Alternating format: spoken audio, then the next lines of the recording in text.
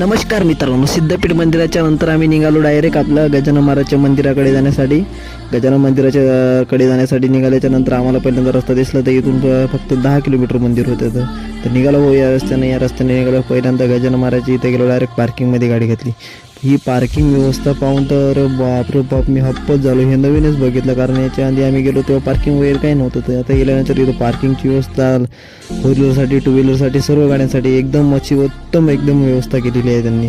ही खतरनाकमध्ये पार्किंगची व्यवस्था आहे. तर इथून निघालो आम्ही 3 जण डायरेक्ट मंदिराकडे निघालो. पवन म्हणे तिकडे काय जेवण घेऊन राहते का? मला अरे दररोज जेवण असते काही म्हणा, पण शेगावसारखी सोय कुठेच नाही होत. तरी थोडं समोर गेलो तर भक्ती निवास क्रमांक 3 मध्ये गेलो आम्ही. तर इथे बस उभ्या होत्या. तर ह्या बस कशासाठी येतात? ह्या बस अशा आहेत की त्याच्यातून पॅसेंजर येतात, त्यांना फ्री सर्व्हिस देतात इथं. तर त्याच्यानंतर पोहे खावं म्हटलं तर पवनने म्हटलं पहिलं पोहे वगैरे खाऊ. तर पोहे पहिल्यांदा खाल्ले, कारण सकाळपासून आम्ही काहीच नव्हतं खाल्लं. तर पहिल्यांदा पोहे वगैरे